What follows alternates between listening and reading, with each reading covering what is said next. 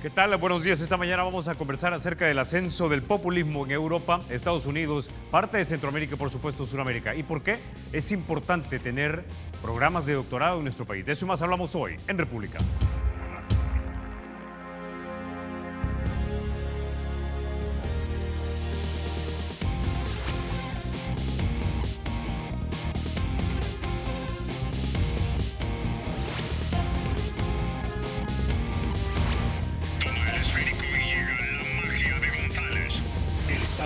Será siempre libre e independiente y no será jamás el patrimonio de ninguna familia ni persona.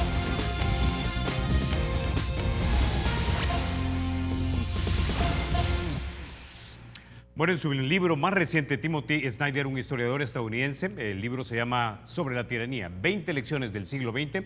Él habla de que los estadounidenses actualmente no son más sabios que los europeos cuando cedieron de la democracia al nazismo, al fascismo o al comunismo. Latinoamérica, hay que decir, no está exenta tampoco de esta cesión de republicanismo. Para hablar de este tema y más temas, por supuesto, ya nos acompaña aquí en República el doctor Roque Moreno Fonseret, coordinador del programa de doctorado entre la UTEC y la Universidad de Alicante. Y también nos acompaña el licenciado José Francisco Marroquín, director nacional de Educación Superior. Caballeros, bienvenidos a República. ¿Qué tal? Buenos días. Buenos días.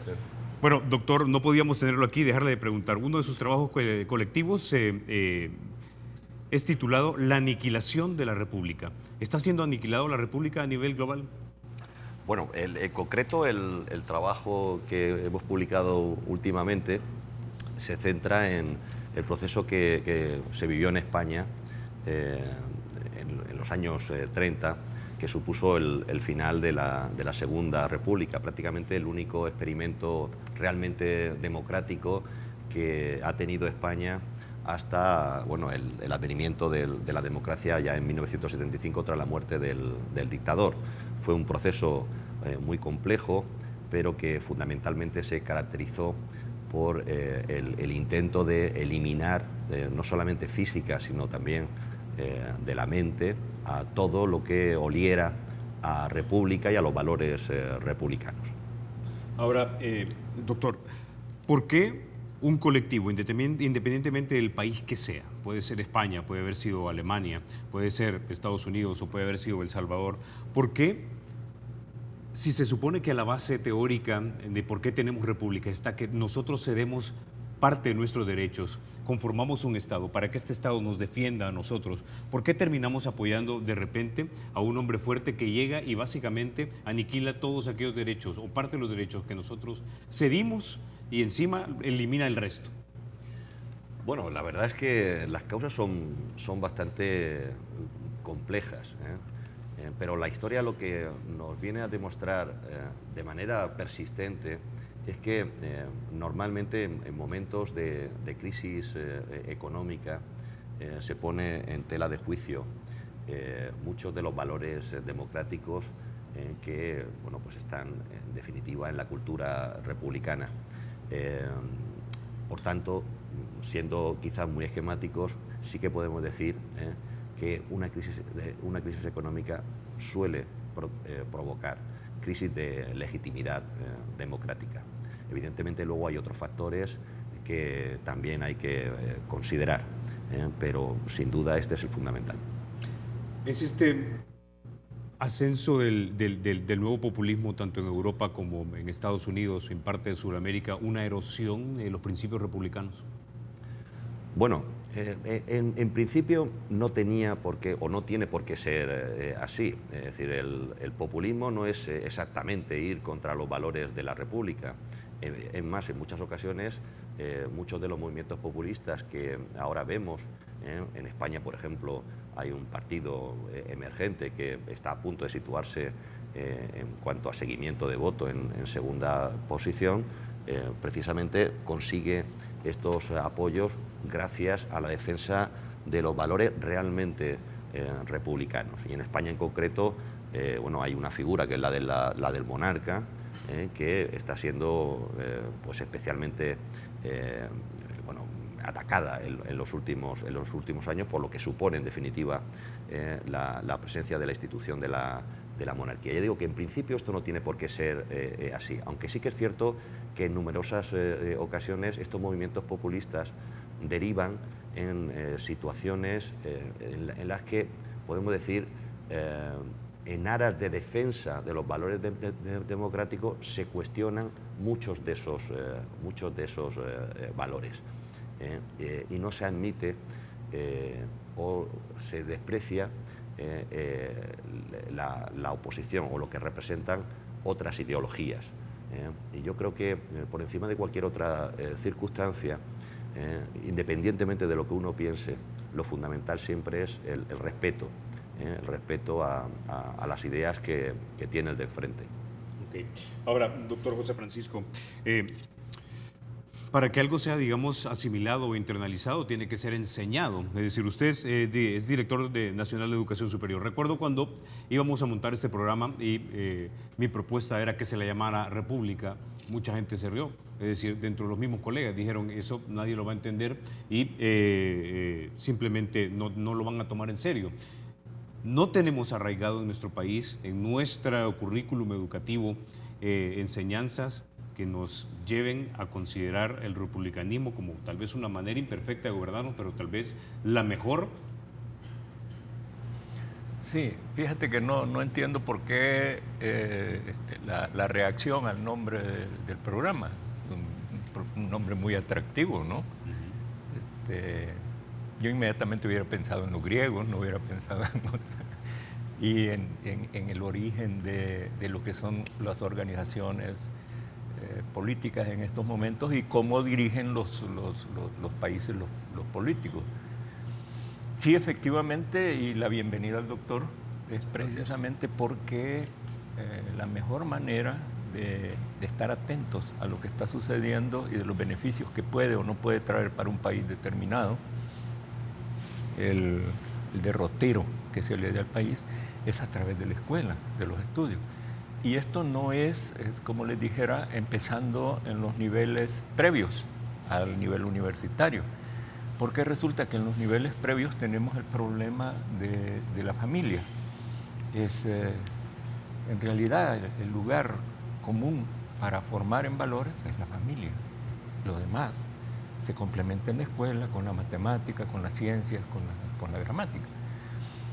Pero nuestra situación particular demanda de que lo importante ahora es trabajar en los niveles superiores de educación y por eso nunca estuvo mejor ubicado un programa como el programa del doctor, si no es en educación superior, porque ahí formas, por ejemplo, los políticos, ahí formas los profesores a futuro, ahí formas los jóvenes que han logrado terminar sus niveles medios y que en última instancia van a ejercer una influencia en el país para tomar o no tomar una dirección, porque efectivamente es una crisis económica con las desesperaciones que eso representa para la familia, lo hace a uno ser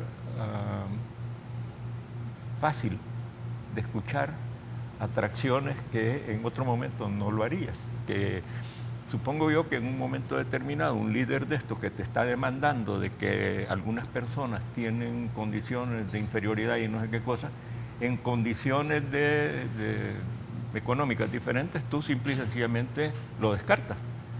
Pero en una condición económica difícil, claro que descargas en él lo que tú no tienes y dices, pues sí, por lo menos esto está peor que yo y debe de estar en condiciones peores. Eso tiene que estudiarse y se debe de estudiar precisamente en el nivel superior, en principio, porque después tiene que derramarse hacia todo.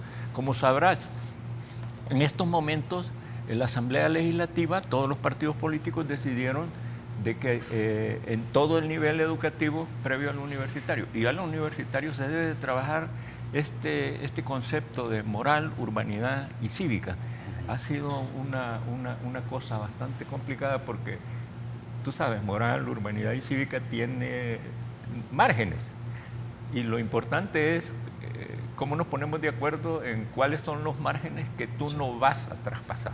¿entiendes? Esa es la situación. Yo en todo caso, te repito, no sé por qué el nombre de república le pudo haber provocado una reacción diferente a la que le provoca a cualquiera el nombre. El nombre de república es un nombre atractivo, es un nombre que da para mucho. Vamos a retomar eso de moral, lo de urbanidad y cívica, porque me parece muy importante. Este es un país densamente poblado, donde si algo tenemos que tener es todo lo anterior si queremos convivir de una manera armoniosa. Ahora, quiero retomar con usted, doctor, las condiciones en las que están viviendo muchos europeos. Hemos visto, por ejemplo, cómo en el Reino Unido se votó mínimamente a favor de salir de la Unión Europea. Hemos visto en Dinamarca cómo algunos políticos se van posicionando, hablando en contra de los inmigrantes. También en Francia, con la señora Le Pen. Hemos visto a Donald Trump en Estados Unidos también haciendo lo mismo. La pregunta es, algunos académicos creen que la historia es cíclica. ¿Estamos volviendo a tener una atmósfera, con sus diferencias, por supuesto, al estilo de la década de los 20 y de los 30, cuando la gente era vulnerable a escuchar cómo básicamente se culpa a otros de los problemas que puedan tener y no realmente tratar el problema estructural, y de tal manera de que se toman decisiones equivocadas y se cae en gobiernos con hombres fuertes que no necesariamente gobiernan de acuerdo a la razón, sino de acuerdo a impulsos tal vez demasiado corporales, por decirle algo? Bueno, yo no pienso que la historia sea cíclica, pero sí que evidentemente a lo largo de la historia hay procesos que nos recuerdan por sus afinidades a otros hechos históricos que vivimos en la actualidad.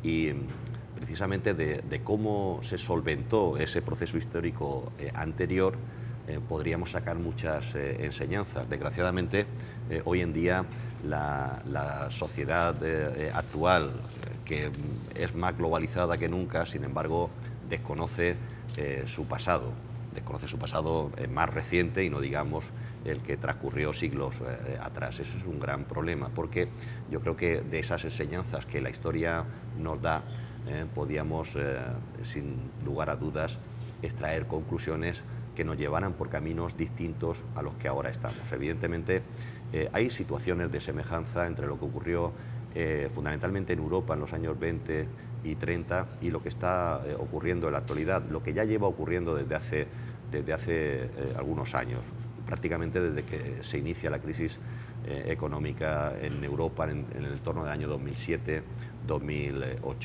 Es decir, estos son momentos en los que una buena parte de la población evidentemente busca culpables de la situación de inferioridad económica en la que se encuentra. Y el sector de la población, en ese sentido,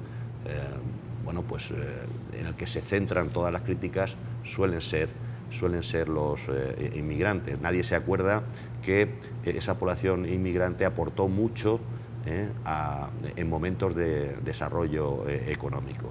Entre otras cosas, desarrollando trabajos que nadie en la sociedad europea quería tener y que ahora son, sin embargo, anhelados. Normalmente estos ascensos de partidos de ultraderecha, en buena parte lo que ocurre en Gran Bretaña con el Brexit tiene que ver con la manipulación y la demagogia que un partido que era antieuropeo, pero y fundamentalmente tiene unos valores claramente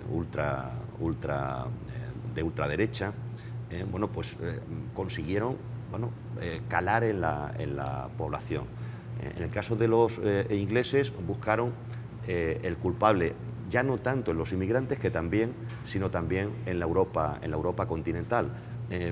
Por otra parte, algo tampoco, porque tampoco es muy diferente a lo que ha venido ocurriendo secularmente en Gran Bretaña. Ellos han vivido en ese espléndido aislamiento y siempre han mirado con cierto recelo lo que ocurría en el continente europeo. Pero es cierto que en la Europa continental también estamos viviendo, desde mi punto de vista, al menos con cierto temor, el ascenso de movimientos que son claramente fascistas en Austria, en Dinamarca, en Holanda, en Francia, que es mucho más preocupante. Quizás en Italia, en España y en Portugal, sobre todo en España y en Portugal, que han vivido dictaduras hasta prácticamente la década, o sea, hasta bien entrado la década de los 70, este hecho no se ha producido. En tanto en cuanto persistan las condiciones de crisis económica y no se apliquen realmente políticas que tiendan a salir de la crisis mirando el interés general y no buscando simplemente maquillar los datos macroeconómicos, yo creo que van a persistir estos movimientos, porque en definitiva lo que anuncian y lo que constantemente señalan es precisamente lo que los ciudadanos quieren oír. Entonces, contra eso es difícil combatir. Y solo se puede combatir precisamente, yo ahí estoy, y quizás un poquito cambie de tercio, yo ahí estoy con el licenciado porque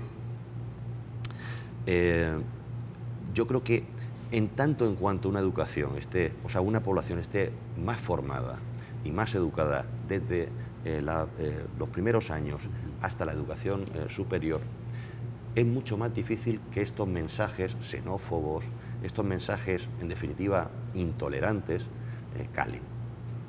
Cuanto más formada está una sociedad, más fácil es que precisamente esos valores de democracia, de solidaridad entre todos, solidaridad entre clases y solidaridad entre territorios, pues sean mucho más aceptados, mucho más queridos, independientemente de la situación económica en la que uno se encuentre.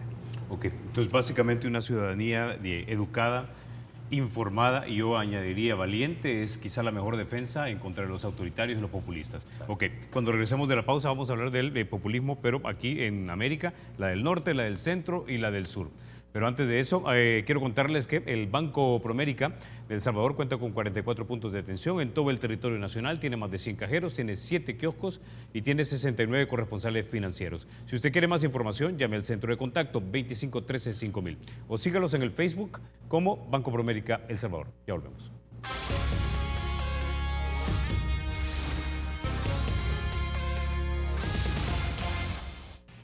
Gracias por continuar con República.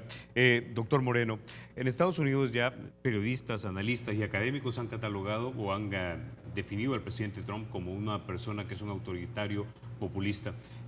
Una sociedad como Estados Unidos, que uno hubiera dicho tiene una sólida democracia de más de 200 años, que no ha sido perfecta, obviamente, jamás hubiese pensado que después de haber elegido a alguien que muchos considerarían un presidente ilustrado, como fue el presidente Obama, se podría elegir a una persona que a todas luces es la antítesis del presidente. ¿Qué es lo que está cambiando también y qué es lo que no entienden, en este caso, digamos, los estadounidenses, como para poder entender que lo que les dice de repente el presidente Trump no es preciso y muchas veces son falsedades? Bueno, yo lo primero que a mí me gustaría señalar desde este punto de vista es que Donald Trump es un personaje que tiene una trayectoria muy conocida por todos los estadounidenses, es decir, su trayectoria en el mundo empresarial y sus formas de actuar, ya digo, no son desconocidas para nadie. Sí que fundamentalmente en Europa sorprendió, yo desconozco cómo se percibió esto en Latinoamérica, pero en Europa el ascenso de Trump como personaje político a lo largo de las primarias del Partido Republicano y luego su victoria final sobre Hillary Clinton fue, bueno, pues vista con los rusos tuvieron la culpa, ¿no? Bueno, eso dice, pero fue vista con gran perplejidad.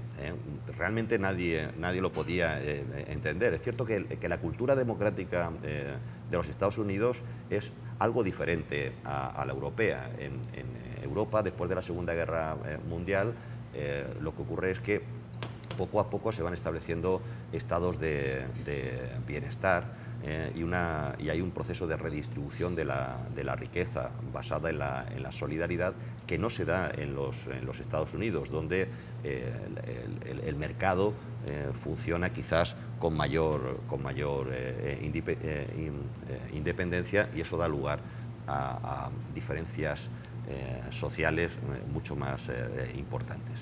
Pero lo cierto es que Trump ha ganado, al margen de los posibles apoyos que haya podido obtener, fundamentalmente a través de los medios de comunicación por parte de los rusos. Si Trump ha ganado es porque su mensaje, sus palabras son las que precisamente muchos de sus electores querían oír. Es decir, hay una parte importante de la población en el medio oeste que realmente no es que se crean lo que Trump dice, es que tienen fe en la persona. Entonces, cuando ya pasamos más que de una posición política, una convicción, a casi un acto de fe, que es lo que ha ocurrido en buena parte del medio oeste americano, pues se producen estas circunstancias. Ellos no han votado por una realidad, ellos han votado por lo que quiere que sea. Y las consecuencias pueden ser realmente nefastas, porque estamos hablando, sin lugar a dudas, de la primera potencia mundial. Lo que ocurra en los Estados Unidos, lógicamente, va a tener su repercusión en toda Europa y fundamentalmente en el mundo anglosajón. Yo siempre pongo muy en relación lo que ha ocurrido en los Estados Unidos con lo que ha ocurrido, por ejemplo, fundamentalmente en Inglaterra, con la salida en el mercado común. Responden al final al mismo origen, a las mismas causas. Y digo Inglaterra porque, como ustedes saben, la posición de salida de Europa ha sido ampliamente respaldada en Inglaterra, pero en Escocia, en Irlanda del Norte ha tenido un rechazo significativo. Ausente de este debate está... Quisiera poner un punto respecto a este fenómeno Trump en Estados Unidos. Hay algo que a las compañías que diseñan las campañas electorales les ha mostrado este fenómeno.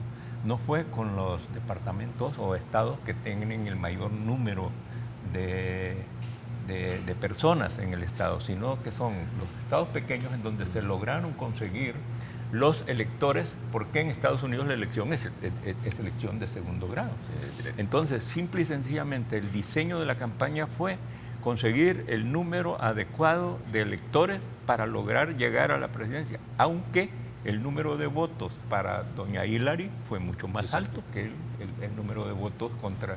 Pero el diseño de la campaña, las personas que diseñaron la campaña de Trump, le han dado una lección a las futuras campañas electorales en Estados Unidos. Eso es un hecho que es importante también de verlo, porque para la gente de comunicaciones, por ejemplo, es un estudio muy interesante para poderlo llevar en países en donde hay elecciones de segundo grado o que se trata de que los valores que defiende la democracia o los que defiende el país en un momento determinado no sean vulnerados, sino que simple y sencillamente sean sostenidos, porque pensar que hay una mayoría de personas que votan a favor de alguien y ese no es el presidente, como que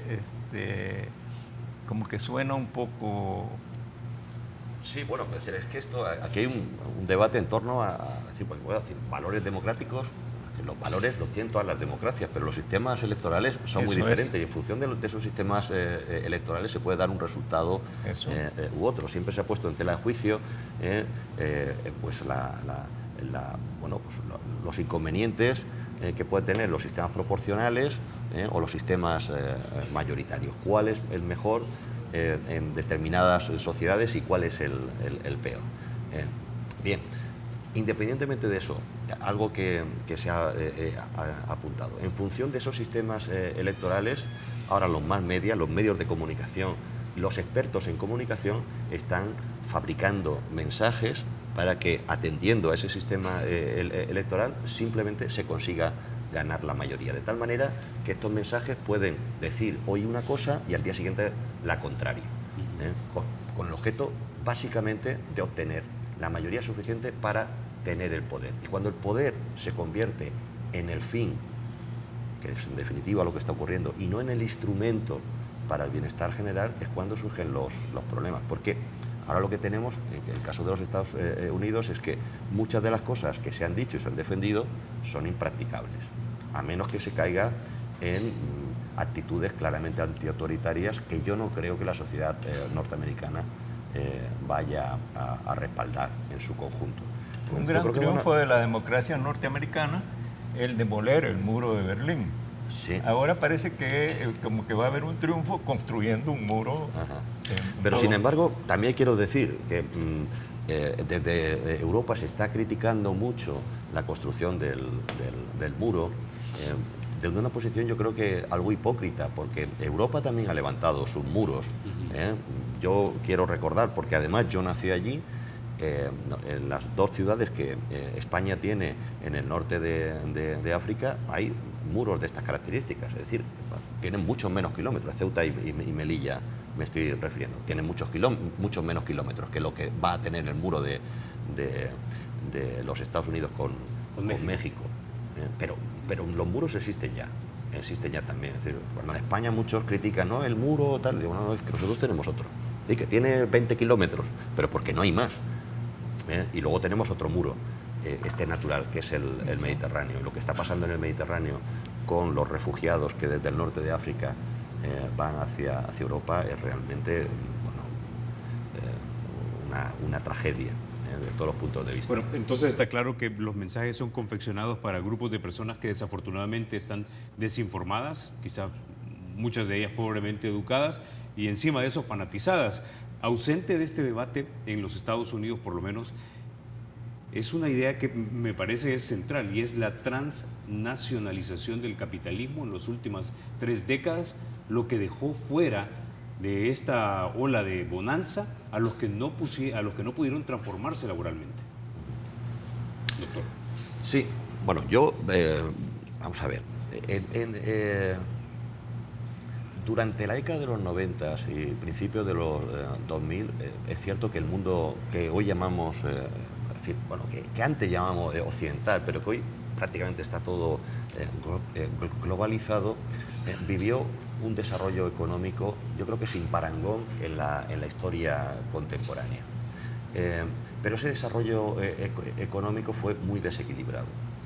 Provocó, sin lugar a dudas, los mayores índices de diferenciación social en prácticamente todos los países, fundamentalmente en los países que conocemos o que calificamos de desarrollados. Nunca como hasta entonces había tanta diferencia entre el que más tenía y una buena parte de la población que se encontraba en situación de cierta discriminación social. Claro, esa sensación de diferenciación, de discriminación, ese desequilibrio social, en definitiva, sobre el que se basa el crecimiento económico, estalla justo cuando la situación económica torna en crisis. Curiosamente, a pesar de que la contestación social es mayor, en situaciones de crisis económica se ha persistido en esa tendencia de diferenciación social. Es decir, en momentos de desarrollo y en momentos de crisis, cada vez más hay muchos que concentran toda la riqueza y la mayor parte de la población que se contenta con la supervivencia. Esa es, sin lugar a dudas, resolver ese dilema es, sin lugar a dudas, el gran reto que tiene hoy en día el mundo que podíamos calificar de capitalista. Si no se solventa ese problema, yo me temo mucho que la situación política se deteriore, es decir, gradualmente, y vivamos situaciones realmente tensas.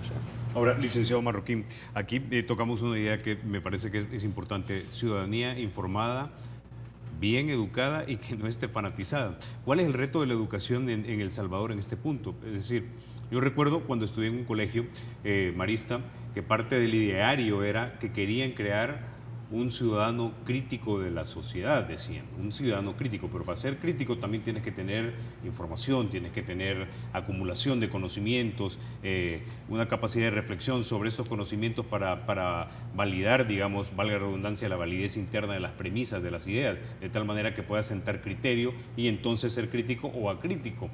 La pregunta es si nosotros estamos formando esos ciudadanos en este país? Mira, si empezamos del hecho de que una persona, para poder respetar a los demás, para comprender a los demás, debe de comprenderse a sí mismo y por lo tanto estar claro de qué es lo que es él como persona. Si estamos claros también de que eso significa una formación en lo espiritual, pero también en una formación en lo social. Nuestra sociedad, la salvadoreña en estos momentos, todavía no ha entendido de que hemos pasado una guerra al interior de nosotros. Y hay procesos que son los procesos de transición de la guerra a la construcción de la paz y de la democracia. Tenemos ese alto déficit en el país.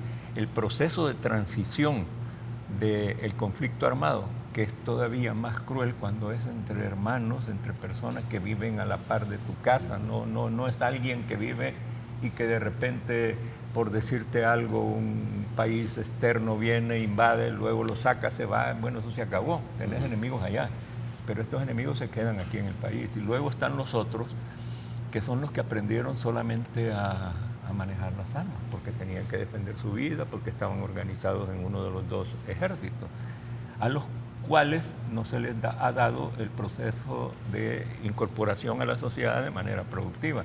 Yo a los 17 años pienso, me meto a la guerra, aprendo a manejar el fusil, paso 10 años en guerra, de repente tengo 27 años y me quitan el fusil, ponen el fusil a la par y me dicen, muy bien, que te vaya bien. No, espérame. Ese tipo de procesos, por ejemplo, en el país no se han dado y han presentado ejemplos muy negativos a los jóvenes. Y la escuela, que tiene una parte complementaria en la formación sin desestimar el valor, ¿verdad?, de la formación de la ciudadanía, no tiene el respaldo de la familia. Nuestras familias en El Salvador son familias desintegradas desde hace mucho tiempo, no es cuestión de que esto es un fenómeno reciente. La desintegración familiar ha sido estudiada desde hace mucho tiempo porque nuestro país vivía de las cortas del café o de las cortas del algodón. Entonces, grandes contingentes de personas se desplazaban hacia las cortas del café, pero cuando terminaba el periodo de las cortas del café se desplazaban a la corta del algodón. Sin embargo, las personas que les daban de comer o los que les atendían, esos se quedaban ahí, a veces con hijos. Entonces, eso desintegra a la familia y ya no digamos ahora los procesos migratorios. El hecho de haber tenido una situación tan complicada, tan explosiva, la guerra en medio, te daba el impulso a salir del país y buscabas en la democracia el ejemplo de democracia, el ejemplo de prosperidad que tenemos en el norte de los Estados Unidos. ¿Cuál es el fenómeno en el que nos encontramos ahora? Que gran parte de nuestra población vive en los Estados Unidos. Además, esa población envía dinero para el país, para la manutención de los que quedaron aquí, y los que quedaron aquí ya no tienen por qué trabajar en las mismas condiciones en las que trabajaban antes, porque tienen un ingreso. La respuesta aquella, oiga, señor, ¿y por qué ya no siguió usted sembrando frijoles? Bueno, porque mi hijo de Estados Unidos me manda dinero y ahí lo venden en el supermercado. Es decir, esto también ha transformado nuestra sociedad. La migración no solo ha desarrollado a la familia, sino que ha generado al interior de nuestra población un comportamiento diferente al que teníamos antes. Si la gracia que tenía para hablar de los son muy trabajadores, son muy dedicados y todo eso, como que eso disminuye un poco cuando tú tienes un ingreso que no te cuesta en absolutamente nada, pero sí le cuesta al otro, porque no sabes valorar que lo que estás pagando ahí es la falta de apego con tu familia. Esa es la situación en el país, porque es cierto, la educación es un problema en la forma en la que se encuentra, pero por ejemplo un fenómeno que nos puede permitir impedir que haya un comportamiento en la medida de lo que se pueda, no solidario en la cuestión económica, es gente economista que entiende qué es lo que significa los diferentes márgenes de ganancia. Gente que entiende que hay sectores de la población que son vulnerables a discursos indeseables. Bueno, eso tiene que ser gente formada en el nivel superior. Los procesos eleccionarios como el de Estados Unidos, vuelvo a ver, los manejan gente que han sido formados en las universidades, en comunicaciones, en la parte superior de la escala educativa. Entonces, la importancia de la educación no es posible desestimar, pero lo más importante es el formar a la gente en la parte superior de la pirámide.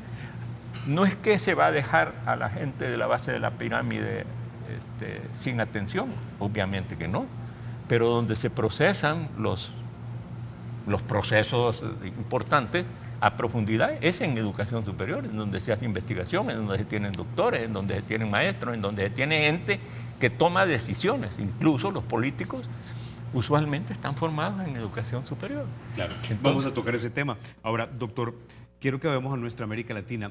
¿Cuál es la diferencia, a su juicio, entre la tradición británico-franco, la tradición anglosajona de administración y ejercicio del poder? Es decir, George Washington tuvo la oportunidad de poderse quedar como el rey George en Estados Unidos y no lo hizo. 8 años después se retira a su granja y se dedica a ser agricultor.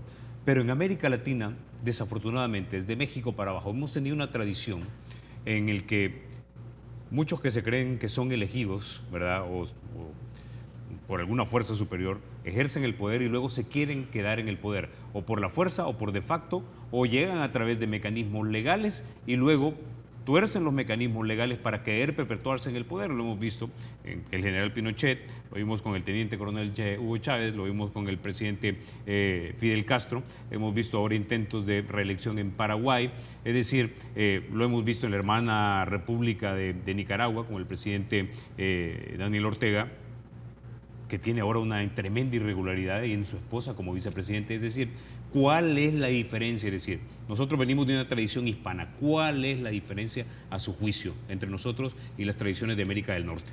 Bueno, yo creo que, evidentemente, es decir, lo que ahora hay es una clara diferencia en cultura democrática entre lo que es la América del Norte y América y Latinoamérica en su conjunto. Más que en las sociedades en general, donde evidentemente hay un déficit educacional importante.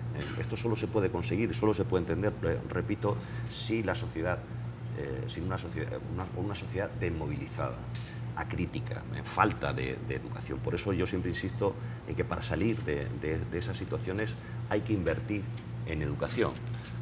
Y hay que conseguir un acuerdo de Estado entre todas las fuerzas políticas, independientemente de su ideología. Estamos trabajando en eso como Claro. no tienes idea. Bueno, es decir, en España, porque por ejemplo siempre se ha dicho que la transición fue modélica, yo lo pongo en solfa, siempre se ha dicho, es decir, bueno, sí que se consiguieron muchos acuerdos y muchos consensos en torno a temas que eran centrales, pero sin embargo en torno a la educación no se ha conseguido un acuerdo, de tal manera que cada 4 o cada 8 años tenemos una ley de educación y vivimos en un estrés normativo, bueno, pues que altera evidentemente todo el proceso educativo. Si algo se puede aprender de la transición española es precisamente que esto no se puede hacer. Por eso, si se está trabajando precisamente en ese pacto de Estado en El Salvador, yo creo que es decir, el instrumento fundamental para construir una sociedad más avanzada. Y en el caso retomando un poco la pregunta, el hecho de que la sociedad, desde este punto de vista, sea acrítica, tiene mucho que ver. Que consienta que sus dirigentes hagan bueno, pues cosas que en otros lugares del mundo no se les permitiría. Y es más, no solamente consiente que les haga, sino que cuando toca validarlo en las urnas, lo respaldan. Con lo que en definitiva te estás convirtiendo en un cómplice. Yo creo que lo que está pasando en Latinoamérica en el siglo XXI ya pasó en el siglo XX y pasó también en el siglo XIX. Yo siempre digo a mis alumnos que los procesos de emancipación que se viven en toda Latinoamérica a principios del siglo XIX realmente tienen poco de, tal y como se le llama, de guerra de independencia, y lo que realmente ocurre es que hay una parte de la sociedad, la parte más importante, precisamente la parte que tiene más lazos con la metrópoli, con España o con Portugal en ese momento, que lo que buscan fundamentalmente no es la independencia para beneficio de la sociedad, sino la independencia para seguir haciendo sus negocios, sin necesidad de que una parte de ellos, de estos negocios, de los beneficios de estos negocios, deriven a la metrópoli, que todo se quede. Es decir, a partir de ahí yo creo que nos encontramos normalmente con dirigentes en una buena parte de los países latinoamericanos que normalmente están velando por el interés particular y no por el interés general.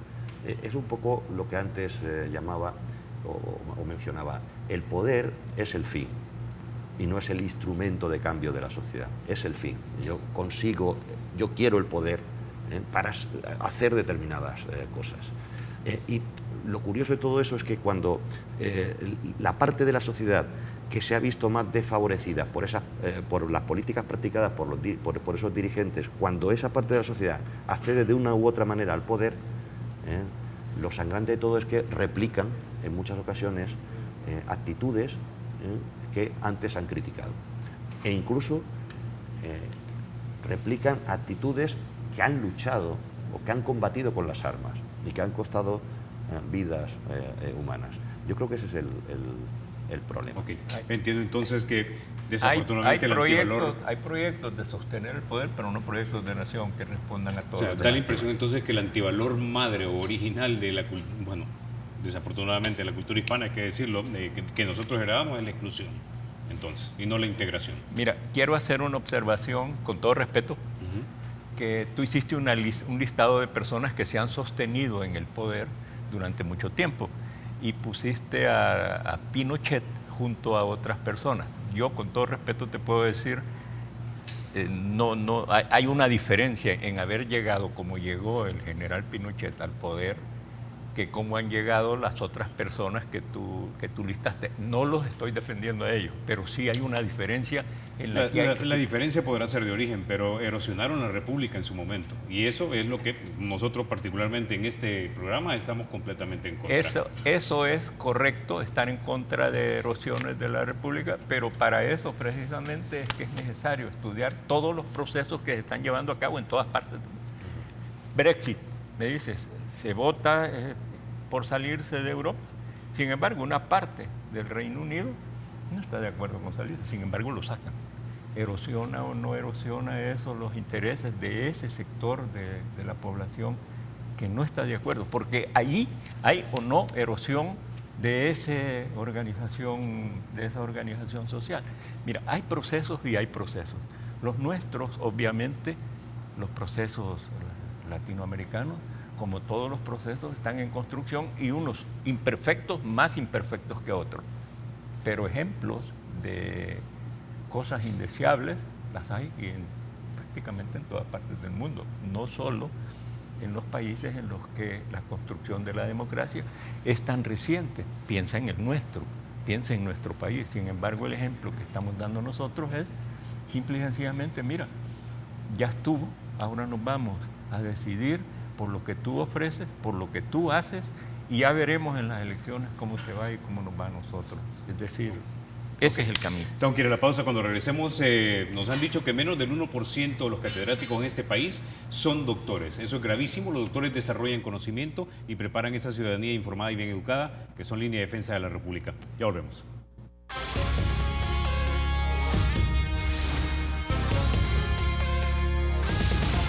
Gracias por continuar con República. Bueno, doctor Moreno, hablábamos, menos del 1% de los catedráticos en este país, tengo entendido, son doctores. La Universidad Tecnológica está haciendo su parte para corregir esto. Tengo entendido que usted ha venido aquí representando a la Universidad de Alicante y encabeza una delegación de 8 doctores que vienen a darle seguimiento a tutorías de tesis y a impartir 3 talleres para 15 funcionarios universitarios. Y hay doctorados, tengo entendido yo, en turismo, en empresas, en economía y en sociedad. Quisiera que nos hablara un poco de esto. Sí, quiero decir que yo vengo a El Salvador, a la que prácticamente considero mi segunda casa, desde el año 2011. La Universidad de Alicante en concreto, desde hace bastante tiempo, prácticamente desde su constitución, tiene importantes lazos con universidades latinoamericanas. Y esto evidentemente se ha plasmado en numerosos convenios de cooperación con el objeto de, en primer lugar, buscar el fortalecimiento institucional de las instituciones de educación superior aquí ahora en El Salvador. Hemos realizado varios proyectos que han servido, por ejemplo, para crear las unidades de investigación y de transferencia de la investigación, en definitiva, conectar las instituciones de educación superior con el mundo empresarial y con la sociedad en general, que era y que sigue siendo, creo yo, un déficit importante aquí en El Salvador. Y en los últimos años nos estamos centrando precisamente en la formación de doctores. El proyecto es ambicioso porque estamos en la primera fase. Lo que nosotros estamos pretendiendo es formar ahora en la UTEC un cuerpo crítico de profesores universitarios, doctores, que a su vez tengan la capacidad en su momento de formar a futuros investigadores. De tal manera que ahora estamos en esa primera fase, crearemos un cuerpo de profesores, que en un principio serán 15, pues posiblemente en próximos años este convenio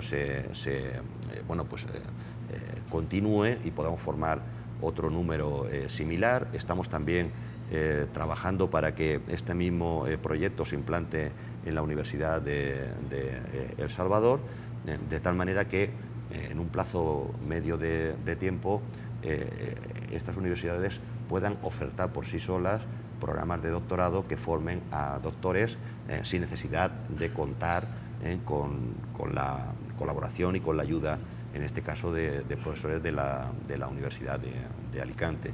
Y por eso, porque se trata de formar ese cuerpo crítico, en un principio optamos por formar doctores en varias áreas de conocimiento, fundamentalmente en áreas que evidentemente luego tengan una repercusión directa en la sociedad. Quizás el área a la que hemos prestado más atención es la de la educación, la investigación educativa, es decir, formar doctores en didáctica de la educación, en la investigación de la educación, que puedan luego derivar sus estudios en la formación de profesionales, tanto en los ámbitos de enseñanza primaria, secundaria y evidentemente también universitaria. Pero también hay otros doctorandos que se están formando, como ha comentado usted, en el área de turismo, en el área de economía y en el área de informática, sí, las nuevas tecnologías.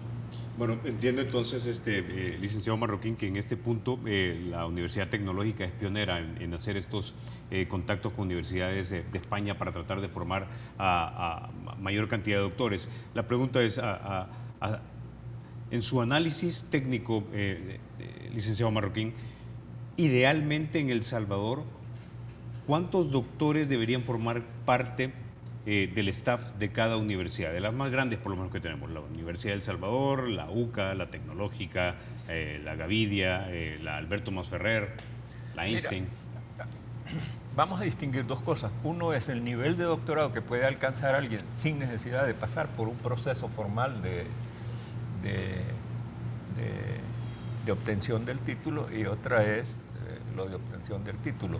Es cierto, hay una gran escasez de doctores con título en El Salvador, en todas las universidades. Dedicarse a formar doctores significan varias cosas. Lo primero es sembrar los primeros, formar los primeros, crear el programa, sostener el programa, porque un programa de doctorado es para personas que usualmente ya están desempeñándose en sus disciplinas. Y lo más importante es identificar que estos doctorados van alrededor de problemas, como por ejemplo el problema de la educación, de problemas que son,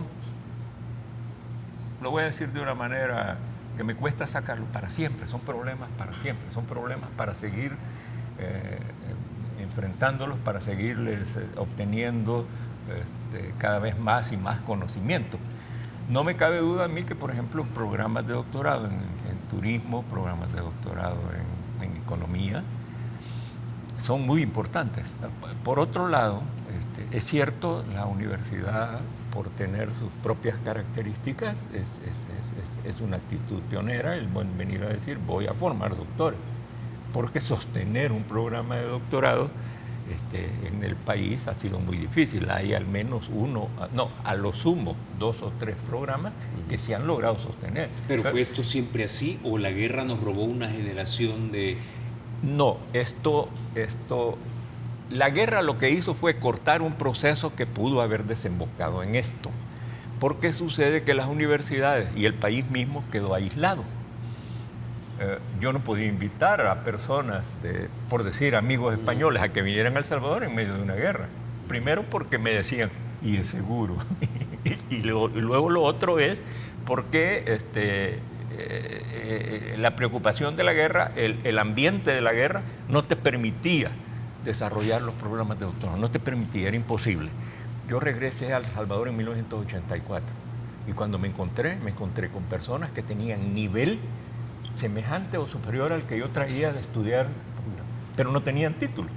Sin embargo, cuando yo les quise invitar a que conformáramos un programa con ayuda de Cooperación Universitaria Española, que precisamente la manejaba don Miguel de Guzmán, no estaban interesados en eso, el interés era la guerra. Ahora la situación en este proceso de transición de nosotros debe ser determinante, profundizar en los problemas de la transición, los problemas económicos, los problemas de qué hacemos con el turismo, qué hacemos con el mar, qué hacemos con la producción de alimentos, qué hacemos con la energía, qué hacemos con manufactura liviana. Es decir, hay problemas que necesitan formación básica en un principio, quizás nivel de maestro, de alguien que sabe hacer las cosas, pero que para poder sacarle al máximo el beneficio, tiene que pasar al nivel del doctorado. No queda otra. Pero sostener un programa de doctorado, yo sinceramente me quito el sombrero por el esfuerzo que está haciendo la institución, por implantarlos, y con todo gusto yo, en lo que pueda empujar, que seguramente debe ser poquito, lo voy a hacer con todo. Okay. Y es Caballero, fundamental. se nos está acabando el tiempo, pero tengo una pregunta más, doctor Moreno. Brevemente, ¿por qué son importantes los doctores para un país? Bueno, precisamente iba un poco a responder al hilo de la intervención anterior en este sentido. Es decir, ¿por qué es importante tener doctores en un país? Pues porque estos doctores son los que sin duda van a ayudar a que la sociedad mejore, porque tienen los conocimientos adecuados, porque son proactivos en el desarrollo general de la sociedad y porque tienen los instrumentos para convertir una sociedad que ahora mismo está en vías de desarrollo a convertirla en una sociedad incluyendo la red de colegas a nivel Caballeros, se nos acabó el tiempo, no me resta más que agradecerles que hayan estado ustedes esta mañana aquí en República. Licenciado Marroquín, doctor Moreno, muchísimas gracias. Ustedes, amigos, se quedan con la emisión matutina de Teleprensa con mi querido Rafa García y Mayelita Mena. Soy Carlos Toledo, gracias por vernos. Recuerden, la República es de todos, hay que cuidarla. Rafa, Mayela. Carlos, muy buenas